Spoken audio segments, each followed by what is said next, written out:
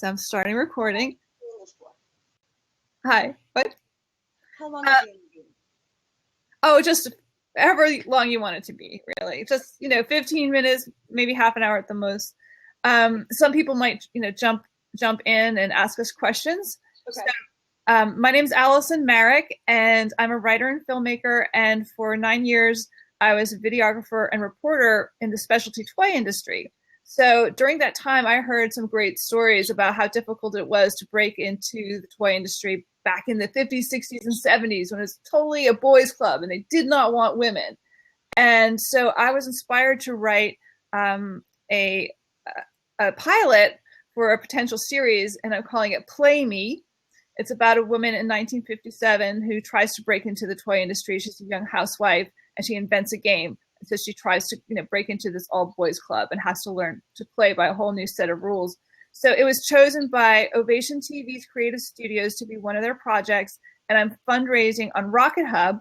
And Aimee Symington, I'm talking to now, is the inventor of a really cool game called Blunders, which looks mirrored in this photograph, but it's, Blunders is the name of the game, and it's a manners game, and she donated some of them as prizes for my Rocket Hub project.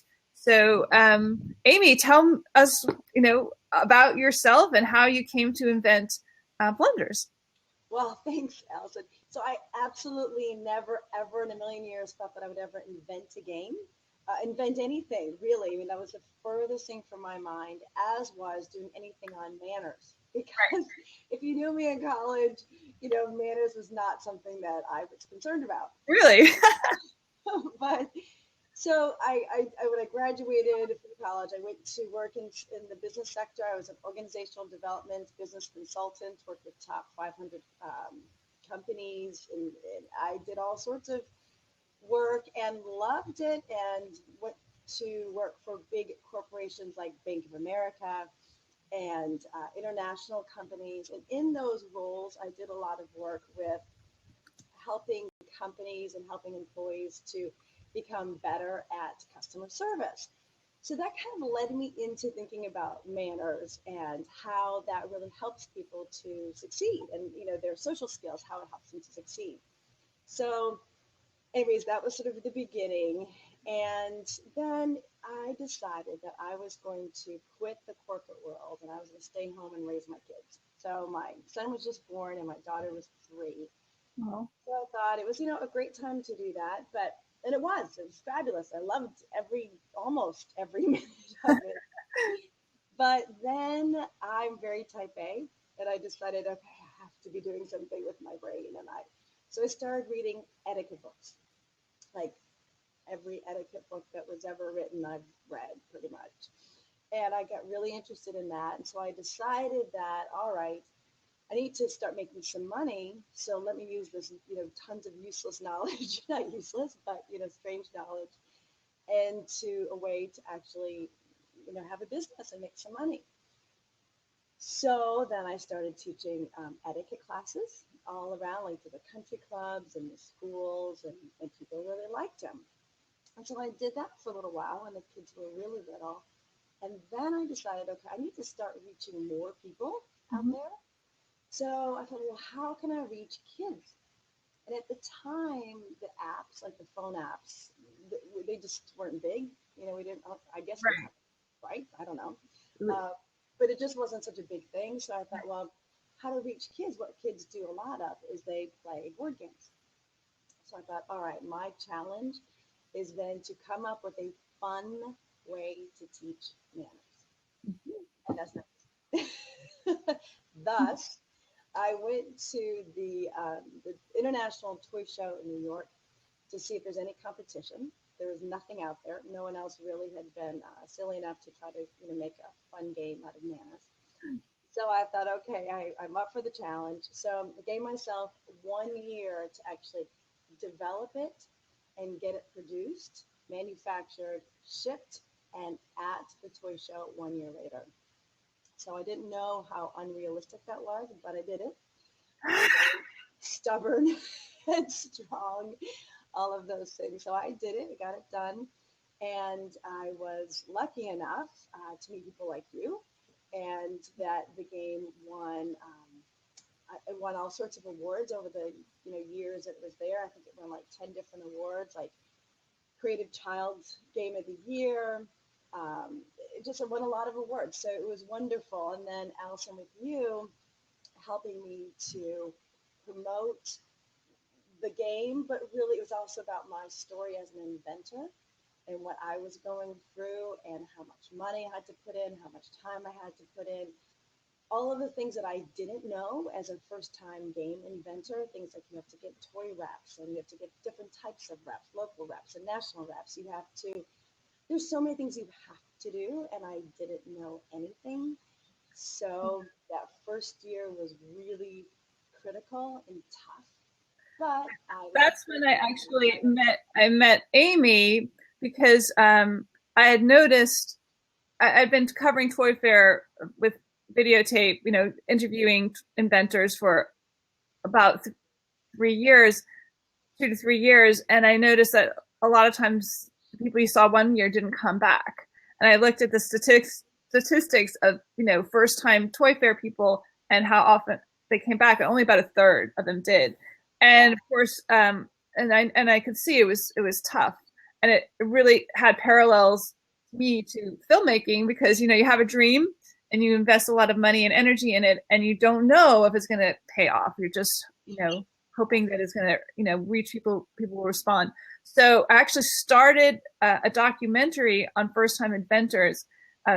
Going to Toy Fair. This is through toydirectory.com where I worked at the time. And so I had a lot of first time inventors submitted their stories to us.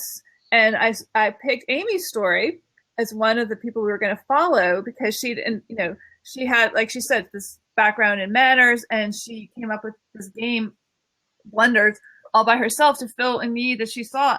And she put a lot on the line for it because how much money did it cost to get to Toy Fair, and where did you get that money? Well, at first, I just didn't understand when I first started it. I had some money that I was willing to invest, and I got a line of credit from the bank in order to get the games manufactured. And that's a huge amount of money because I couldn't get it manufactured in the States, so I had to get it done in China. And I think there was a minimum order of like 10,000 games or something. And How then, much? How much did that cost? That initial investment? I don't know, maybe like 20,000. I can't remember. It's been so long, and I think I've blocked it Yeah, of course. that stuff out. So, and then I realized that when the guy on the truck was calling me, he said, "I've got all your games. I'll be there tomorrow. Where should I bring them?" I literally said, "Oh, well, I've got a garage you can put them in." And he just started laughing. He could not believe that I didn't have a warehouse. He's like, "You have no concept of how many pallets as 10,000 games." Oh my god. Oh, okay. So I had to scramble to get a warehouse. I mean, I learned something along the way, but yeah, it was a lot of money. And then I ended up having to get investors quickly. So I had to learn how to put together a business plan and put together all the financials and do all of that. So I felt like I was going to business school in about a couple week time. So it was tough. It was a lot of money, and then I ended up um, having to keep putting money in as you're making money. You keep putting that money in when you do have to develop new products as well. Yeah. So just this for the first game, you had to get a patent, right? Or what did you do? Copyright patents?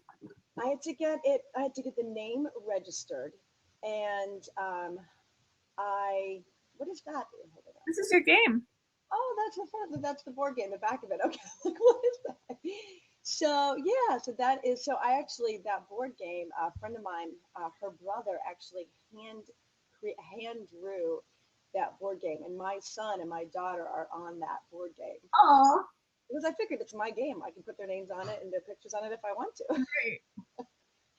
So yeah, it was a lot of money and a lot of work.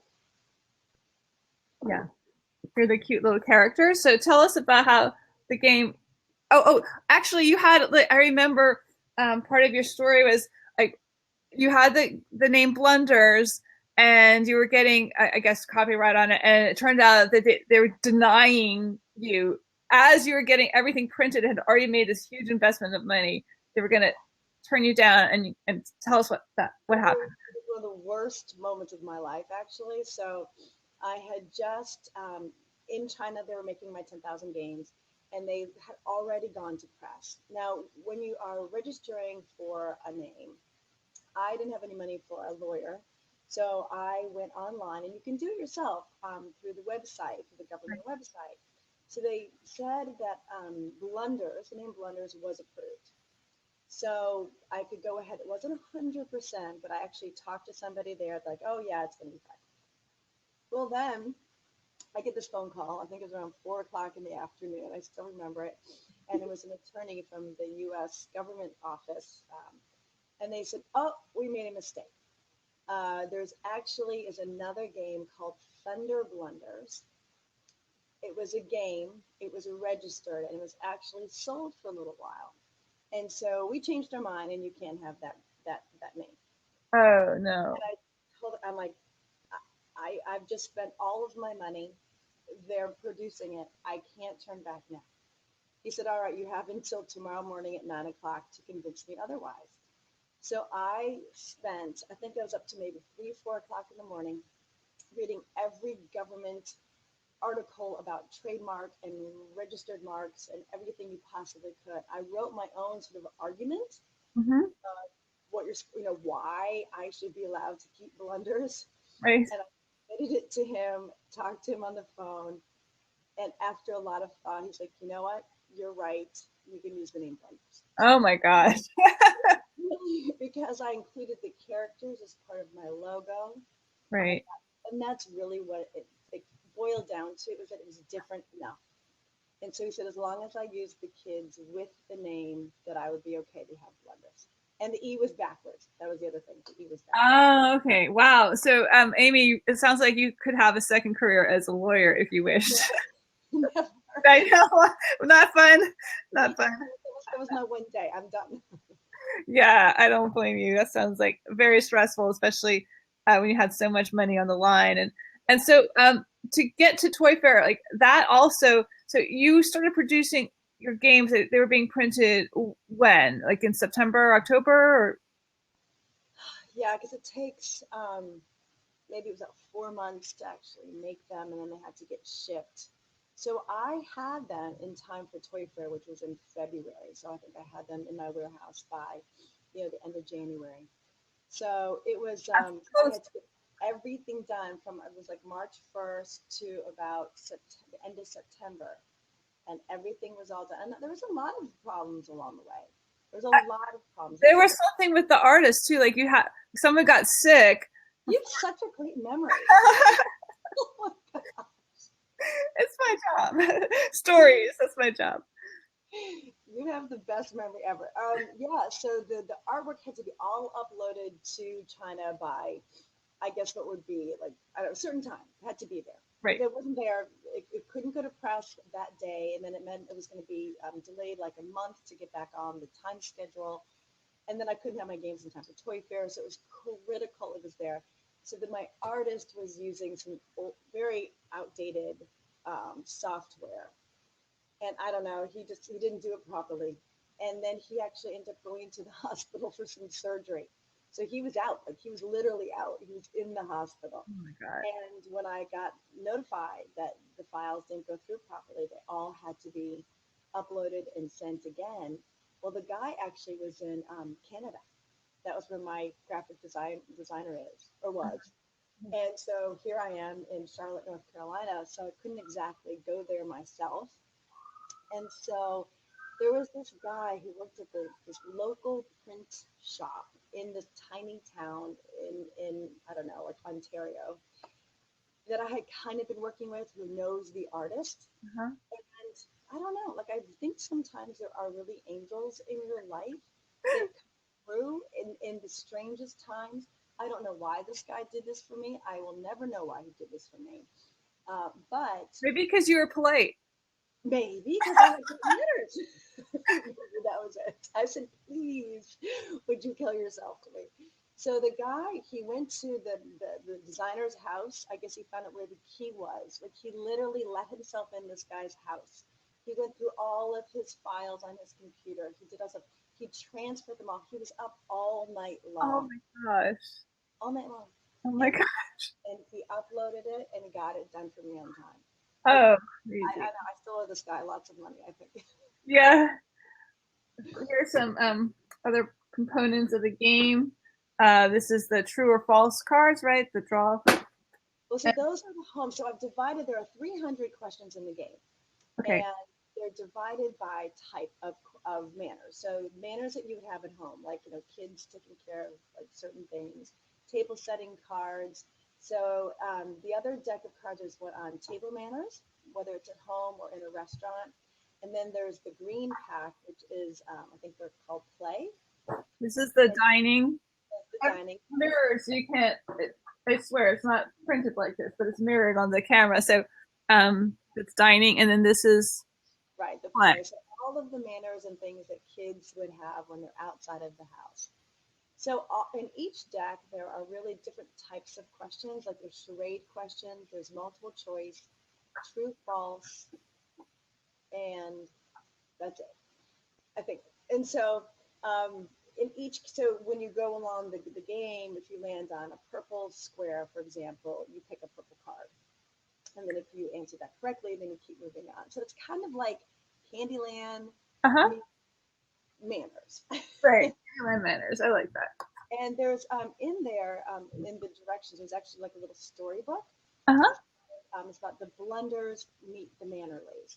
And so the object of the game is for these four kids, Bobby, Becky, Brenda, and Billy Blunder, who are siblings who have bad manners, to get invited to their neighbors, the Mannerleys, Michael, Melissa, and somebody else, Mannerley, to their pool party extravaganza. And so there's like little stories about each one. So you kind of get to know the characters.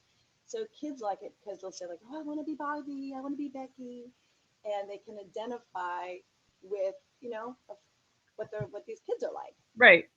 Yeah.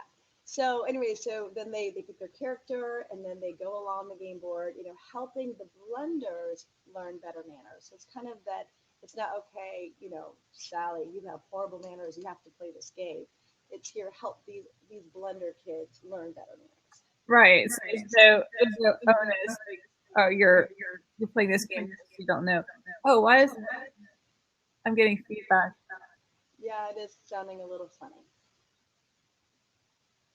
Are you So is anybody out there? Anybody want to jump in? I have an open seat. Please feel free to come in and ask Aimee some questions. It looks like we have 9 people. I guess because it's early in the morning. But but I'm sure some of you have thought about inventing a game at some point, even though she didn't. It just sort of arose. Um, Yeah, if you have any questions on how to invent something or things you have to do or board game development, um, like your pilot that you're launching. It's for the woman, this fictitious woman. I can really relate to it because there is so much that you have to think about when you're creating anything or launching anything, and then there are things that you just don't realize that are going to come along. So if anybody has any questions, I'm yeah, we just got another person watching. So, again, my name is Allison Merrick, and I'm a writer filmmaker. I have a new project called Play Me, which was chosen for Ovation TV's Creative Studios, and so I'm fundraising on Rocket Hub crowdfunding. And and Aimee is actually one of the inspirations for the story, partly because I saw how difficult it was for a new inventor to bring the game to market. And so we're talking about her game blenders, which you can get through the Rocket Hub project or from Hatch Products, who distributes blenders for you now, right? right. Yes, and they've been an excellent company to work with because they have a lot of so I kind of back up a little bit. So then I launched the game, and I got all these awards and I got some attention from you and Toy Directory, and so that was great. And so I came back after Toy Fair and I had a lot of orders and I got them out there. And then I realized, oh, I have to continue marketing. I have to continue selling. Yeah. And then I had to realize, how do I do that? So I kept having to put money into going to trade shows, which I hate to do the trade shows, but it's sort of a necessary evil. You have to go there to get in front of the buyers. Right. So I went there, and then I had to get the toy reps to take on me and the game, and that was great for the first year. And then the second year, everyone said, "Okay, what's new?"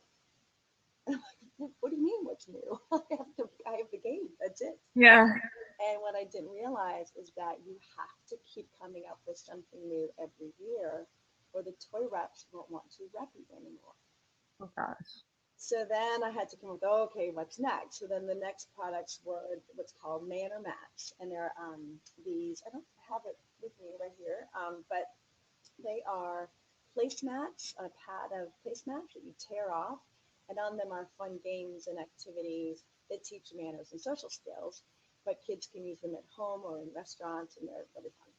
So I had to keep inventing something new. So then it got into where one of the best things happened to me because I was struggling. It was hard. I kept having to put money in, inventing new products. And then one day, it was one of the best days of my life, is I turned on my computer in the morning and I had so many orders. I mean, I just had 100 orders for games from individuals, from companies. What? I mean, I'm not going to complain, but what's going on? Right. So it turns out that Kathy Lee Gifford had chosen my game Blunders as her favorite thing. So she put it out there on her desk. You know how the wine is usually here, and Uh-huh. what her favorite things. So she put my game right there on her desk, and it was sitting there on national television for about 10 minutes. Oh And wow. she picked it up and she said, "Everybody has to have this game. This is a great game."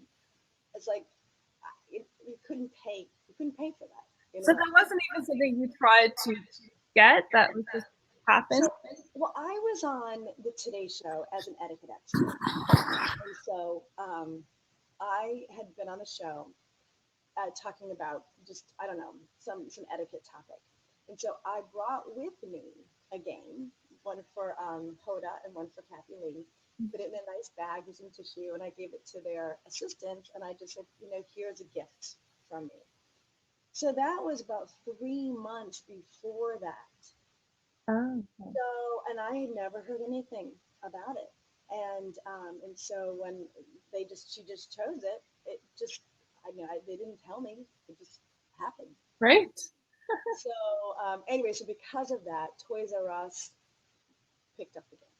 Oh. That was big. So I had Barnes and Noble, I had Bed Bath and Beyond, Toys R Us. Those are the big box stores. Even Nordstrom had it. I did some autograph signings at Nordstrom. That was fun. So I did a bunch. So it really got pretty big at that point. So I started selling more.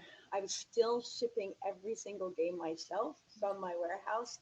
And I got tendonitis in both arms because I was opening up boxes and taping them up And and you lifting had them to all. develop a new skill too. What were you operating in the warehouse? I'm sorry, where was I? What you had to develop a new skill. So what were you operating in the warehouse? What was I operating in the warehouse? The forklift, right? Oh, I'm like, what are you talking about? Yes. And one time, the whole pallet of games I turned too fast, and the whole pallet. Oh no. Yeah, it was not pretty. But yes, I have all these new skills now that I never thought I would have. Lawyer, forklift operator, game Definitely, inventor, manners expert, publicity. Because you, yeah, so you went on to the Today Show as a manners expert, and I did. Yeah, okay, yeah. So I did that. I got the game, and then the game got pretty big, and then it was getting to be a lot of even more work and still more just stressful and crazy. And I still had two young kids at the time. right, So I met with Patch Products. They have some very similar type of educational products. It seems like it would be a really good fit. They were interested. And I was thrilled. And so when they said that they wanted to license my game, at first I was kind of like, oh my gosh, I'm giving over my third child. Right. But then I'm like, yeah, that sounds great. Take it. So now it's just been a great relationship. I mean, the whole licensing deal, if you really can get to that point with whatever product you invent, if you can get to the point where someone else is licensing it and they do all of the work, so they're doing the manufacturing, the marketing, the shipping, the everything, that's pretty nice. And then I get royalty checks in the mail, 4 times a year, and it's not huge money, but it's money. Yeah, It's good. that's great. So have you made your money back from all these different investments that you had to do? You made your money Yes, back. yes, I've made my money back, and I've made some money. Again, it's not tons of money, um, but what I do feel really good about is that I can actually say this: I'm the only one in the entire world to have invented a board game on Manor that has received awards and is selling nationally for, I think it's going on its ninth year or eighth Wow. year. Right. So, it's an accomplishment. I feel good about it. It was a lot of work, Hmm. but I don't know. I guess it was all worthwhile. I hope so. Yeah. So, and the thing that's great about that is like, yes, it's a huge initial investment, time and money, and you're not sure if it's going to pay off. But once you get to the point where it does take off, and you have somebody repping you, you have a distributor, then it's all after that. It's just cash flow, right? You Right.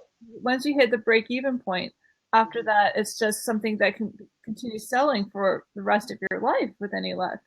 And Right. it may be right now you haven't made a great deal of money, but as the years go on, and this game is still will still be a need for this game. So as it continues to sell, it's all it should continue to generate income for you. So it's a long inventing a game is not, in other words, a get rich quick project. It's Right. it's a long term investment. And if you Yeah. have a good product like Aimee does, blenders, then it should pay off. So I'm going to pause the recording for right now, and then we'll talk a little bit off. Well, Aimee, I just really wanted to thank you for coming and blabbing with me today. Again, I feel Aimee was very generously donated some of her blenders game to my creative studios Ovation TV project of a stage reading of a pilot I wrote called Play Me, which is about a woman trying to break into the toy industry back in 1957 when it was really extra difficult. Had all the problems that Aimee has and then more. And Aimee, just tell us again once more who you are and how we can find your project. I'm going to tweet my link to the Rocket Hub, and then you can tell me your link. And okay, and all right. So Okay. tell me how we can get your game. Okay. So I'm Aimee Symington, and I'm a game inventor. If you are interested in the game, you can go to patchproducts.com, or you can find it on Amazon, which is you just type in blenders and it will come up. So it's the board game. And there's also some other products like Manor mats that you can find on Amazon as well. So I teach etiquette to adults and children, and my website, if you want to reach me, if you have an etiquette question, if you want me to come and teach some etiquette to your company or group, my website is finesseworldwide.com. Worldwide.com. Okay, so guys, thank you for listening and watching. And if you want to jump on, this is the last moment. Otherwise, we're gonna say goodbye. Okay, bye. Thanks, Aimee. Thanks anyone who's watching, and we'll be posting this lab for anyone who wants to see it on our social media.